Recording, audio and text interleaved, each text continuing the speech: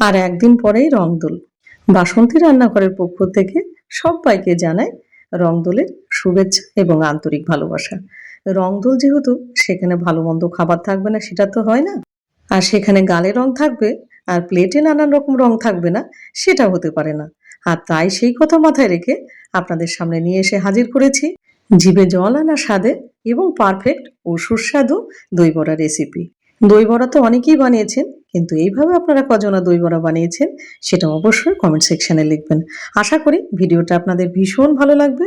আর ভালো লাগলে অবশ্যই চ্যানেলটাকে সাবস্ক্রাইব করে আমার পাশে থাকবেন। এখানে প্রথমে নিয়ে নিয়েছি 300 গ্রাম বিউলির ডাল। কিন্তু প্রপার দই বড়ার স্বাদ পেতে গেলে আপনাকে কিন্তু বিউলির ডাল দিয়ে করতে হবে।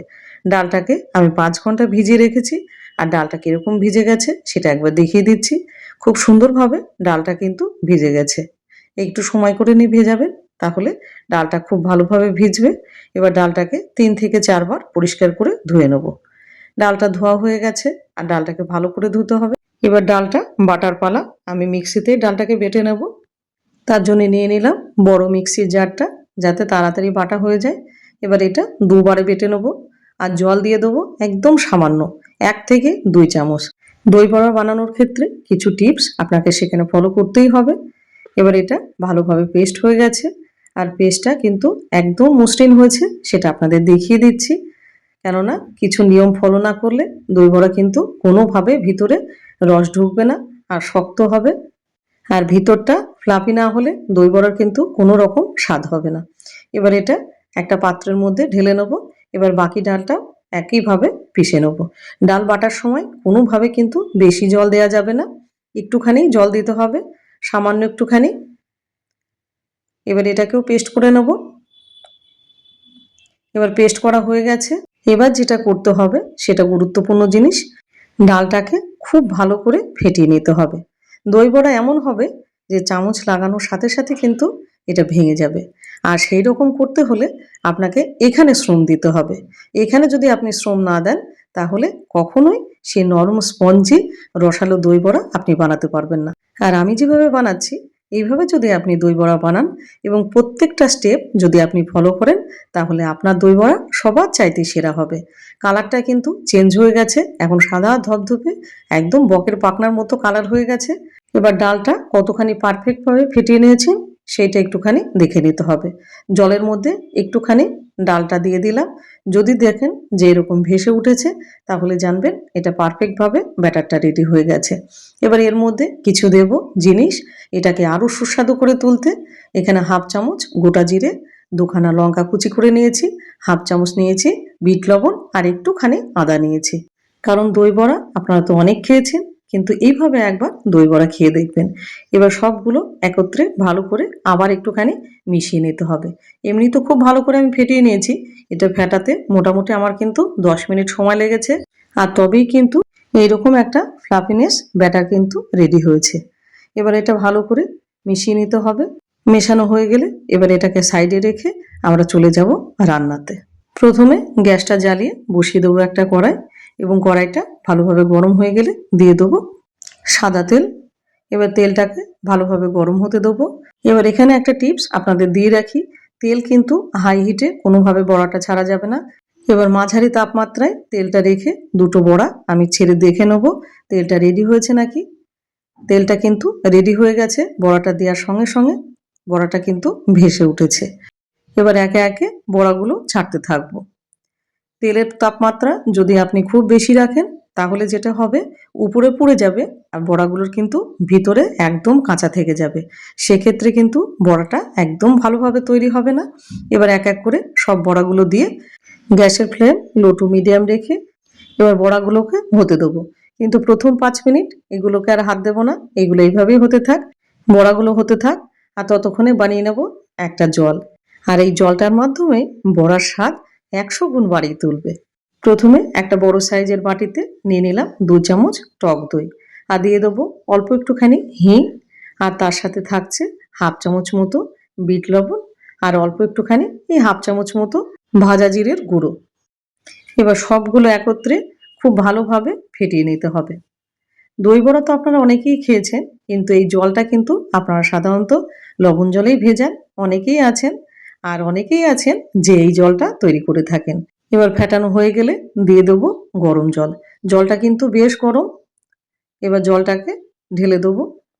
আর এই জলটায় যখন বড়াটা সোক করবে তখন কিন্তু সেই বড়ার স্বাদ অনেক গুণ বেশি বেড়ে যায়। এবার ভালোভাবে ফেটিয়ে নিয়ে জলটাকে এক সাইডে রেখে দেবো।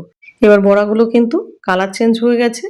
এবার খুন্তি দিয়ে এবার আস্তে আস্তে এইভাবে উল্টে পাল্টে ভেজে নিতে হবে। কেন 5 মিনিট আপনাদের বড়াগুলো নাড়তে না করলাম সেটা বুঝতেই পারছেন।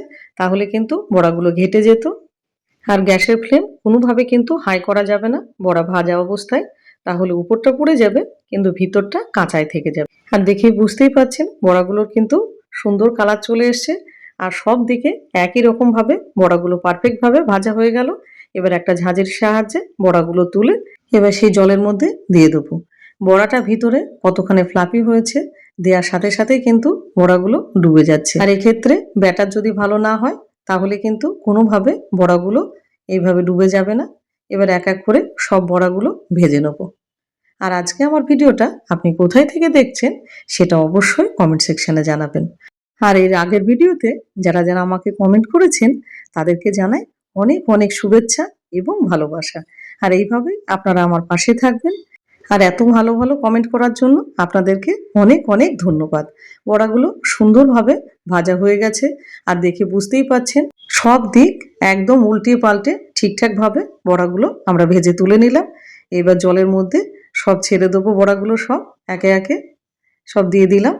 এইবার এটাকে ঢেকে মোটামুটি আধ ঘন্টার জন্য রেখে দেবো। আর এই আধ ঘন্টার মধ্যে আমরা এটাকে হাত দেবো না। আধ ঘন্টা পর ফিরে আসছি, বড়াগুলো কতখানি ভিজেছে সেটা একবার দেখে নিই। হাতটা পরিষ্কার করে ধুয়ে নিলাম। এবার বড়াগুলো দেখে নিচ্ছি। আর জল বড়াগুলো সোক করে কিন্তু বড়াগুলো সাইজ ডাবল হয়ে গেছে আর একদম নরম। একটুখানি চাপ লাগলে কিন্তু বড়াগুলো ভেঙে যাবে। এবার এগুলোকে আলতো হাতে এগুলোকে চিপে তুলে নেব, কারণ বড়াগুলো এতটাই জল সোক করেছে যে কোনোভাবে বেশি চাপ দেওয়া যাচ্ছে না। সোনামণির যেভাবে গা মুছাতাম ছোটবেলায় ঠিক ওই রকম আলতো হাতে চাপ দিয়ে বড়াগুলোকে সব তুলে নিলাম। বড়াগুলো সব চিপে তুলে নেওয়া হয়ে গেলে এবার জলটা এক সাইডে রেখে নিয়ে নেবো এখানে 250 গ্রাম মতো টক দই। আর এই দইটা আমি কিন্তু বাজারের দই ব্যবহার করেছি, আপনারা সেখানে চাইলে বাড়ির দইও কিন্তু এখানে ব্যবহার করতে পারেন। এবার দইয়ের মধ্যে কিছু উপকরণ মেশাবো। দিয়ে দিলাম হাফ চামচ বিট লবণ আর দিয়ে দিলাম 3 চামচ মতো চিনি। যেহেতু চামচ ছোট আছে ওই জন্য দুবার করে নিতে হচ্ছে। 3 চামচ মতো চিনি দিলাম। মিষ্টি আপনারা যে যেরকম খাবেন সেই বুঝে মিষ্টিটা দেবেন। এবার একটা হ্যান্ড উইস্কের সাহায্যে এবার একটু ভালো করে ফেটিয়ে নেবো যাতে দইটা খুব ভালোভাবে ফেটানো হয়ে যায়। দইটা ফেটানো হয়ে গেছে। এবার একটা প্লেটের উপরে বড়াগুলো সাজিয়ে নেব। এবার বড়াগুলো সাজানোর পরে এবার একে একে উপর থেকে দই এবং গ্রিন চাটনি ও রেড চাটনি এগুলো এক এক করে দিয়ে বড়াগুলো গার্নিশিং করে নেব। আর চাটনির রেসিপি আপনারা যদি দেখতে চান তাহলে অবশ্যই কমেন্ট সেকশনে সেটা লিখে জানাবেন, আমি নিশ্চয়ই একদিন করে দেখাবো। আর দই বড়া খেতে ভালোবাসেন না এমন লোক কিন্তু খুঁজে মেলা ভার। বাচ্চা থেকে বয়স্ক এমন লোক খুঁজে পাবেন না হাতে যিনি দই বড়া ভালোবাসেন না। এবার উপর থেকে দিয়ে দিলাম একটুখানি চাট মশলা, দিয়ে দিলাম সামান্য একটুখানি বিট লবণ আর দিয়ে দিলাম একটুখানি ভাজা মশলা। এখানে জিরে, ধনে, শুকনো লঙ্কা আর গোলমরিচ বাটা আছে। আর উপর থেকে একটুখানি সেও দিয়ে এবার এটাকে সুন্দরভাবে গার্নিশিং করে দিলাম। এবার তৈরি হয়ে গেল জিভে জল আনার স্বাদে পারফেক্ট দই বড়া রেসিপি। কি জিভে জল আসছে তো দেখে?